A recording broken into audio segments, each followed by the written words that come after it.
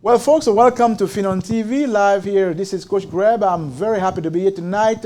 We're going to talk about something really, really important that you will think before. It's called budgeting.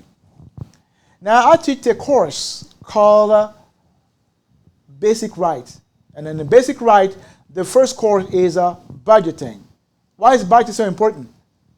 Budgeting, unlike what people think about it, budgeting is like a compass, having a compass, knowing where you're going from and knowing where you're going. It's a financial planning tool. Since a lot of people don't get a chance to sit down with a financial planner to have a long-term plan, at least a budget can give you a direction. A budget is also a tool for you to be able to retain, as I told you in another video, that you must have a system. If you want to retain most of what you make, you must have a budget. Because what's happening in our society today? A lot of people are indebted because they don't know. They are consuming beyond their abilities. So they consume more than they earn simply because they don't know. But if you have a budget will tell you that, oh, wait a minute, you're going to get over. And if you know how much you make, you can plan how much you consume. But I don't like the word consume. You see, some people call a budget a spending plan. I don't like that word. I think that's a poverty mentality, to think that you make money to spend. That's a poverty mentality. No. You don't work to, you don't earn money, you don't earn money to spend. You earn money to build wealth. Of course, as a human being, you must be able to consume. But you don't build wealth so that you can spend the money. When people tell me, well, save 10% of all you make, I say, what is that? What can you really do with 10%? Nothing. Not much. But guess what? Suppose even that we do that. Suppose even that we accept to save 10%. How many people do save 10%? Is it because people can't save 10%? Or is it because people are not allowing themselves to do that? Why is that people cannot save 10%? Because people have gotten in the habit of consuming more than they're earning. Guess what? Suppose you made about $30,000 a year, and you work for about 10 years, and you save 10% of that. So that would be what? $300, $300, 10%, that would be $30,000. How many people who make $30,000 after 10 years, $30,000 a year after 20 years, do have that kind of saving? Statistics show that most Americans don't even have $400 in their account to face an emergency. There's a problem. And that's where we come in. The Financial Power Institute want to show you that you can change your ways. If you change your habit, you will change your life. And we want to teach you that. Our program here at the Financial Power Institute has a program called the Basic Right of Wealth, which is a 10-course program that teaches you the basic of finance so that you can start planning and earning money and saving at least $10,000 a year. If you save $10,000 a year over a course of 10 years, that's $100,000. If you put that money somewhere in some kind of account to even earn a 5% basic rate, that's money right there. But today I want to talk about something. I want to talk about budgeting. I'm not going to go into depth because you will have a chance when you come to our class, our course, our institute. We'll teach you more about it. But let's talk about budgeting. Why don't people budget? Why don't people budget if that can help them? Number one, a lot of people don't believe in budgets. They don't think it works. Why not? Second, a lot of people think it's too cumbersome. It brings too many restrictions. People don't like to be restricted. Three, some people think that, well, it's a control tool. Well, the dad or the husband or the wife want to have a budget so she can control my habits. Four, it's too complicated. People are lazy. People have become lazy. We live in a microwave society where you have it your way. So if I had to look at my budget every day, every time, that's too much. It's too tedious. I don't have time for that. I want things at the fingertip. By the click of the mouth, I want to see what I have. If I had to go back and check all that, that's too complicated. And then I had to go through all these different line items. I don't have time for that. Well, guess what? There is a simpler way. And that's why I'll teach here at the Financial Power Institute. There's a simpler way to budget, a way that empowers you, that gives you power, because you're not budgeting so that you can deprive yourself. On the contrary, you're budgeting so you can empower yourself. You see, there are different ways people budget. And people do have their own ways. I heard the guru, Dem Ramsey, talk about the envelope system and all kind of stuff. To me, the envelope system wouldn't work. Because the envelope system, to me, is a poverty mentality system. Why? Because it means that I have to have, cookie jars and jars to put money in, or envelope to put money in. It means that I'm handling cash. It means that I'm bringing money into my home and putting money into coffers, into envelopes. What does it make me think? So I'm bringing money to spend. That's what it is. So my money is leaving the bank or whatever system to come and find me in my home so it can go towards expenses. What do you think when you have cash laying around? How deeper, how strong is the temptation to use it? I prefer not to see my money. I prefer my money to go away and to stay away as far as it came from me. The envelope system wouldn't work for me. So what will work? I call this the 4 basket of wealth.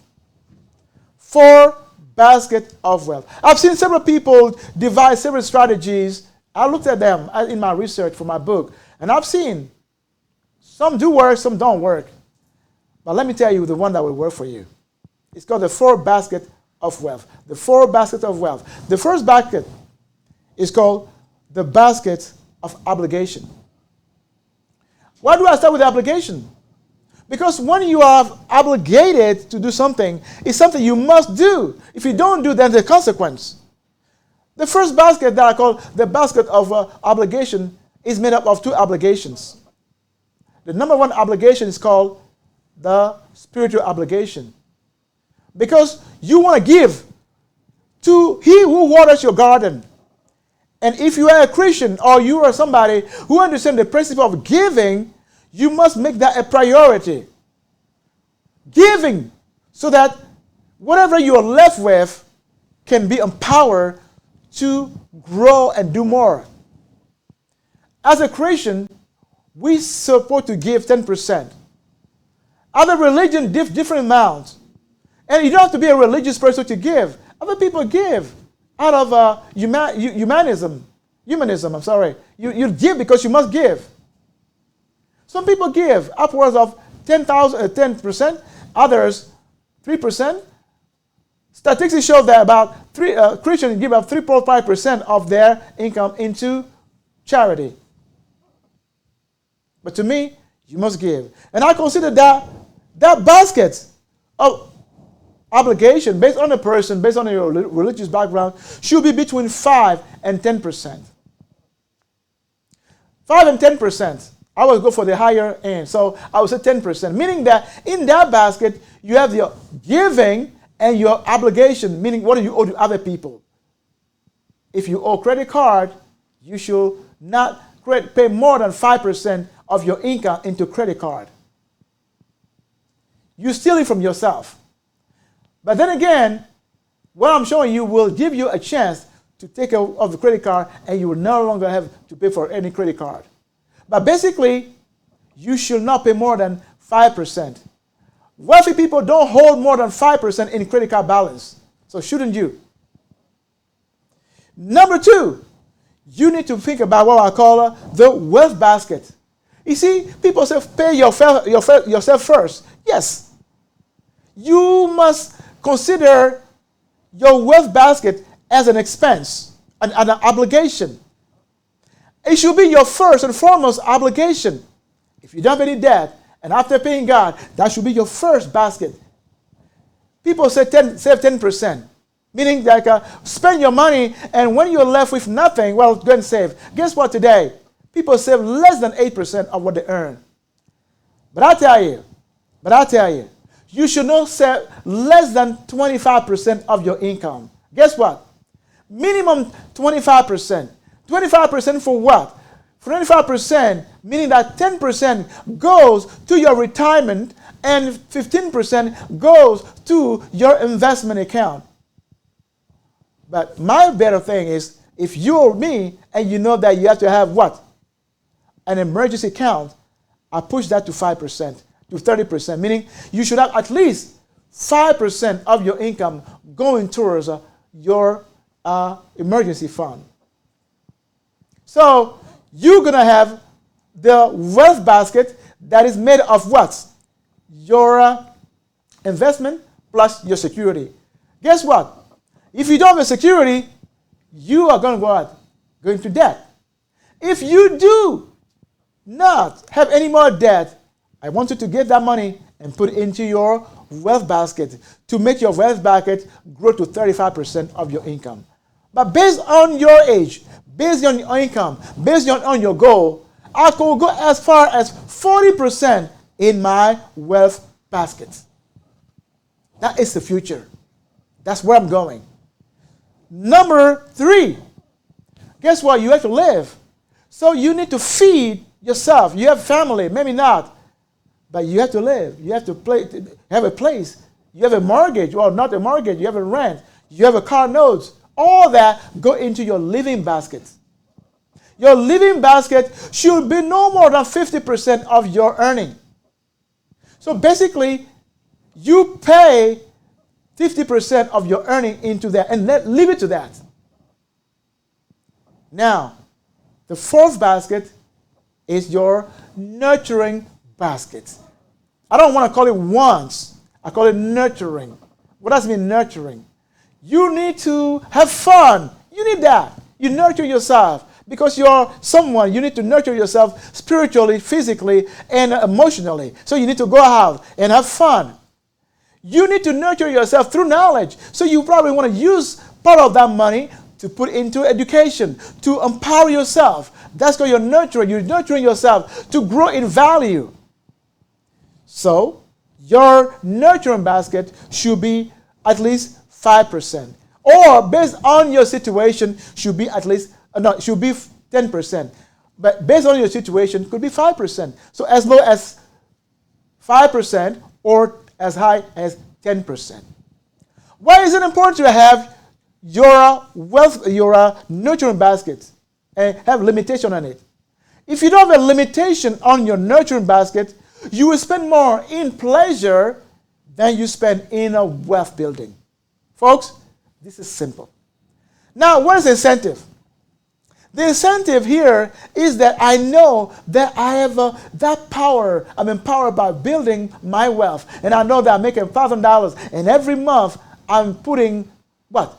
$350 towards my future. How much more joy it is and how much more energized I am to continue doing that, to see that I'm feeding my future instead of putting my money into pleasure. Well, a lot of people spend more money on pleasure in trivial stuff or in living than in the future. The envelope system, as I said, can work for other people, but not for me. I don't want to touch the money. When I have all this system, I don't want to see the money. I set up an automatic system whereby my wealth basket is automatically cut from the top, going to my different accounts. So to my retirement account, to my investment account, and to my savings account. Now some people say, where can I save to my emergency account? Emergency account, you don't want to leave the money in the bank, by the way, I tell you that. They have another course on this. Don't leave the money in the bank. You can put this in some type of mutual bond. Some of them do have what we call a drip, where you can put like on a regular basis, and you pay on a regular basis, like on a monthly basis. some CDs accounts do also have what we call add-on CDs, but as you know, CDs don't pay that much. They only pay 0 point something, so it's not really where you want to keep your money. Or you can buy, some government bonds, right? And government notes that pay, as far as 4%, 5%, at least that makes money. So basically, you don't want to keep your money sitting and sleeping in the bank. That is another subject. But let's come back to what I was saying about your basket. So you have your 4 baskets of wealth. Your 4th basket will lead you to wealth. First, that will lead you to not only limit your debt, but they will empower you to build wealth and make sure that you're funding your retirement at 10%, funding your investment at 15%, funding your emergency account at 5%, funding your entertainment account at 5 to 10%. If you have what we call education, you can use that account to pay for courses, pay for seminars and all kind of stuff, even education. That is what's going to give you power. And folks, I said it, if you change the way you do things, the result you get will change. This is what I said. If you keep on doing the same thing over and over, do not expect different results. It's been a pleasure for me to share this with you. To learn more about this program, sign up with the Financial Power Institute. Our course will help you. The 10 basic rights of wealth will teach you the rudiment you need to know about wealth building. Sign up at financialpowerinstitute.com or sign up at teachmemoney.net. teachmemoney.net or financialpowerinstitute.com. It was Coach Greb live here on Finan TV at the Financial Power Institute. Thank you, and see you soon.